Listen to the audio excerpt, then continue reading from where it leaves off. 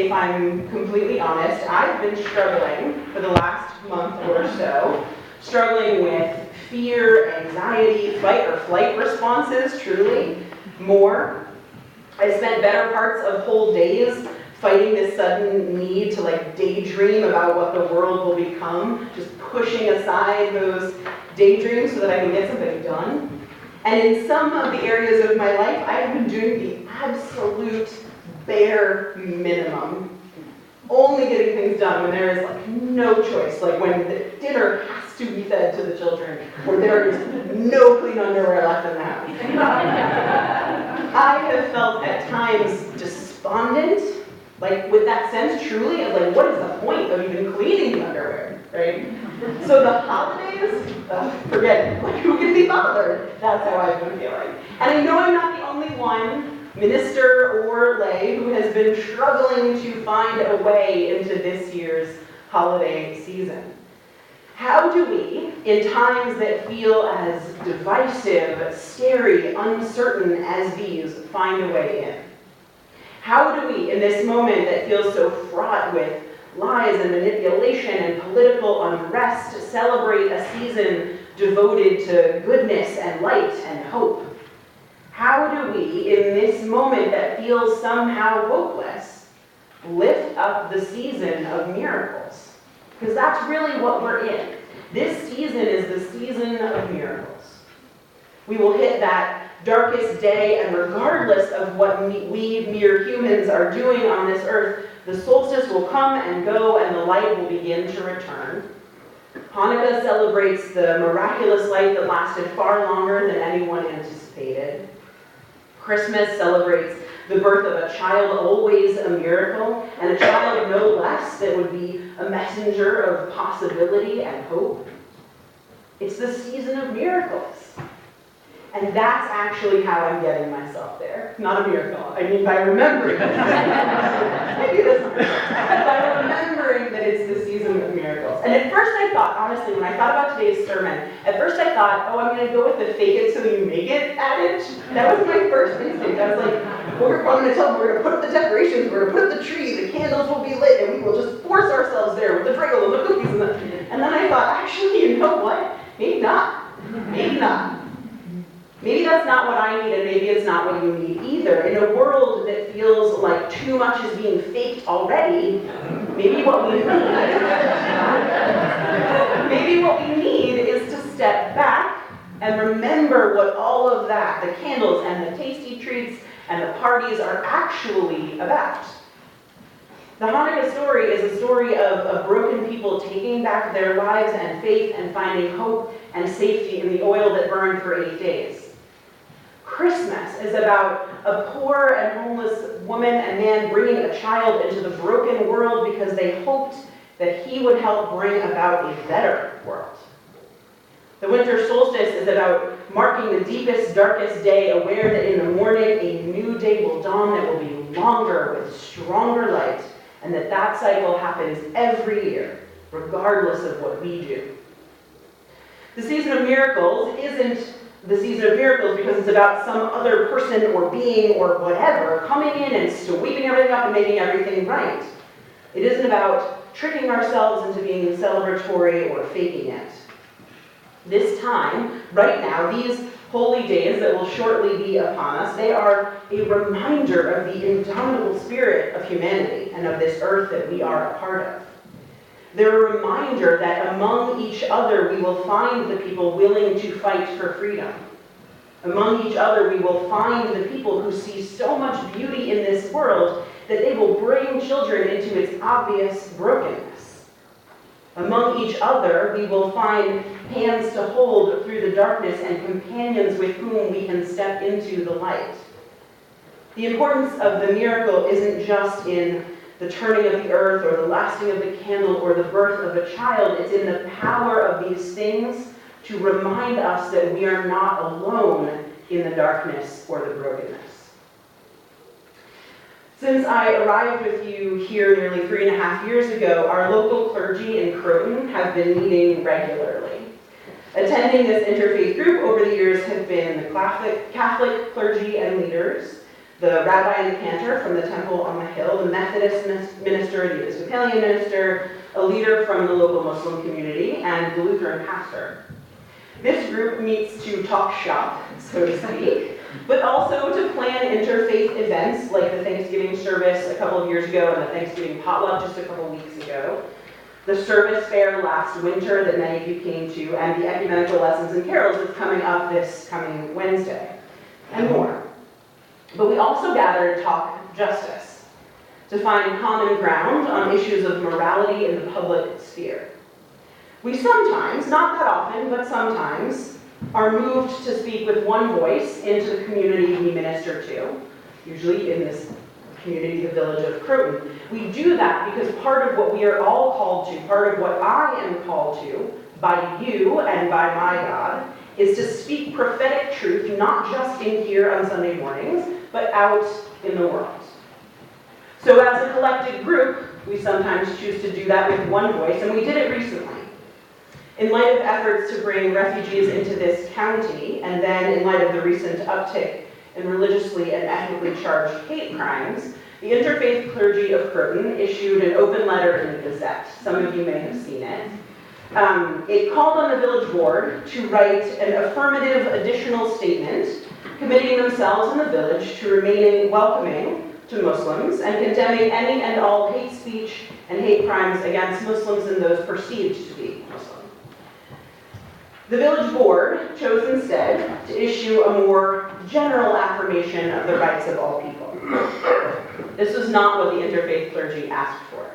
And there's a reason that it's not what we asked for. And it is, if I can be clear, the very same reason that many of us in this congregation are asking for a Black Lives Matter banner to be put out front. Not an All Lives Matter banner, but a Black Lives Matter banner. The hope that this season brings, for me, is a message of unity. Every single one of us knows what it is to watch the world grow dark and then light again, to feel those rhythms change. Regardless of our orientation, race, theology, ethnicity, gender expression, every single one of us knows what it is to have that moment when we despair in worry that we don't have what it takes, that we're not enough in the world, and then to have someone or something affirm that we are enough. We do have what it takes. We can make it through. Every single one of us knows what it is to find joy in the perpetuation of life. Whether we are parents or not, we know what it is to look with a sense of wistfulness, fondness at the children and think, maybe there is hope for the world. We're not that different.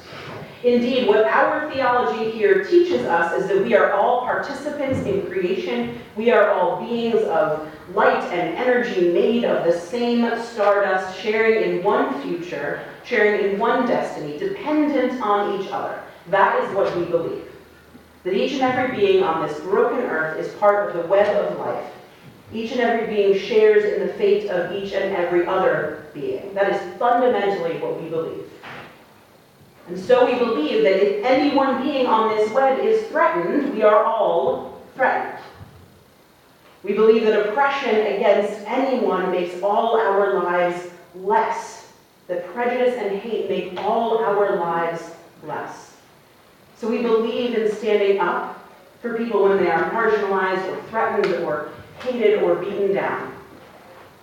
When the interfaith clergy asked the village board to make an affirmative statement about the value, safety, and welcomeness of our Muslim neighbors, we were saying, in this nation, there are people who feel scared and threatened, and with the reaffirmation of our commitment to them, we can make them feel a little bit less scared and threatened. Black Lives Matter is saying, in this nation, there are people who are systematically punished and indeed killed for the color of their skin, and this should not be so. I think about my children. If years from now, the three of them are standing in front of me, and one of them tells me that he's being picked on at school, that he's being bullied, and he's scared and hurt and afraid, and the other two are doing just fine, right?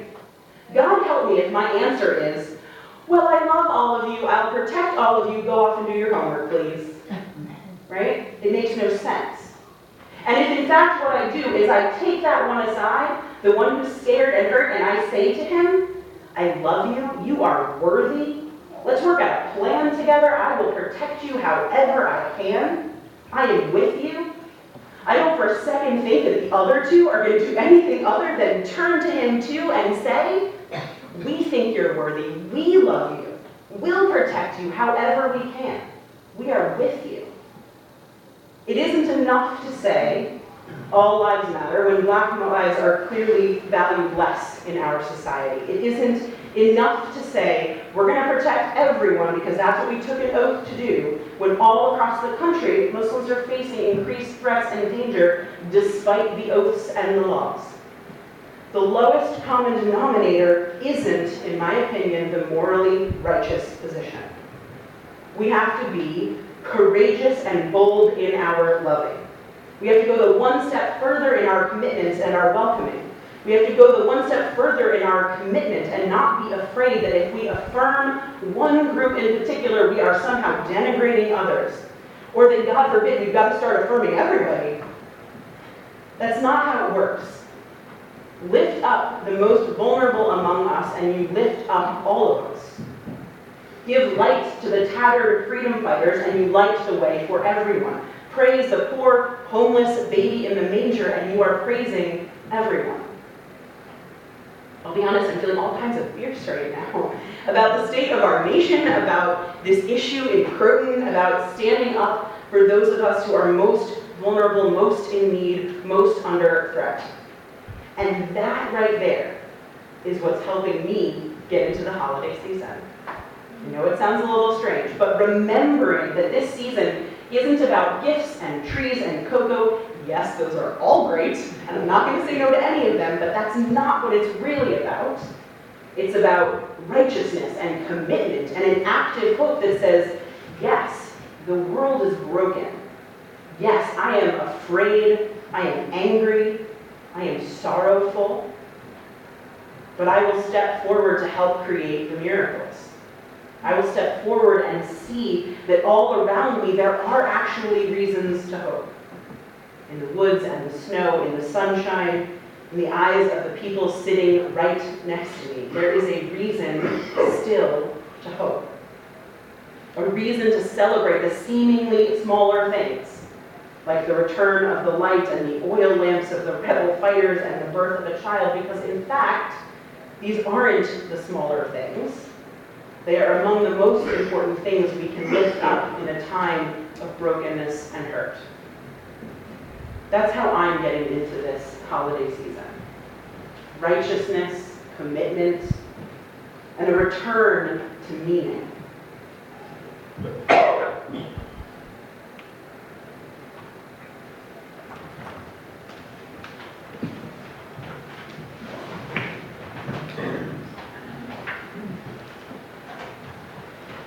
Each weekend, we make an offering from the bounty we are blessed to enjoy. We do this in a spirit of generosity, aware that we have benefited from those who have gone before, those who, in their turn, gave generously. The offering goes to support the mission of our congregation to seek, connect, act, and love. Each month, we share a plate with a justice-seeking organization or effort. If you are visiting, there is no expectation that you will participate in this offering. Consider yourself our guest. For those who regularly participate in building and who also then benefit from this congregation, we ask you to remember that it is your regular and sustained giving that makes this congregation work. Please give generously. This month's shared plate recipient is Fred's Pantry, and the offering will now be given and gratefully received.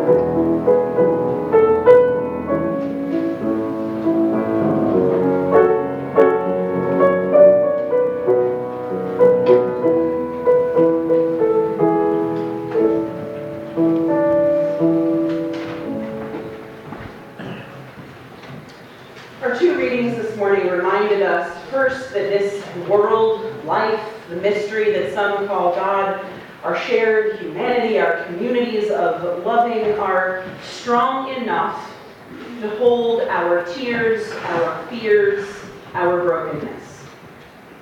And then the second reading reminds us that sometimes it is enough just to remember that there are things worth fighting for, that there is something special in this thing we're doing called living, that there is something worth saving in each other and in the world. Our story this morning reminded us that implicitly, it reminds us that sometimes even with grown-ups, what's special and holy plays a game of hide and seek with us. There is a discipline to joy, to seeing the mystery.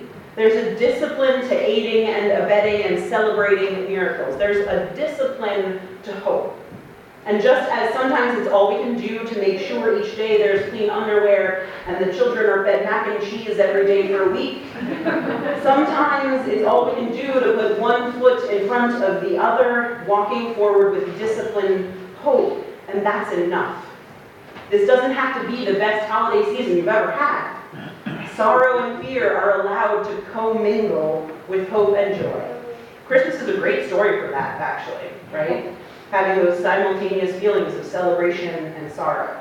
So however you can bring yourself to celebrate this year will be enough if what you are doing is feeling your honest truth right now, whatever that feeling is, and meeting it with the full force of your belief in the importance of all people, of welcoming and loving and inviting in and embracing and supporting others.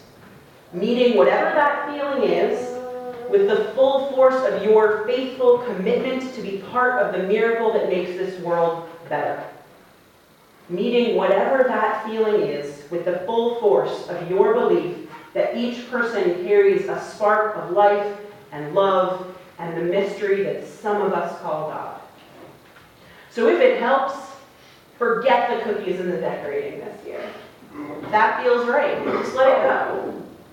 Lean instead into the deeper truths of this season. Lean instead into the deeper truths of who you are, of the goodness that humanity is still capable of.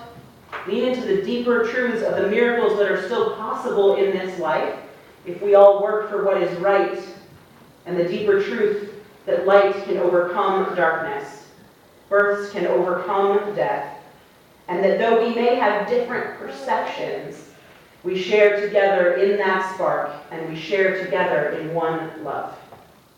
So may it be.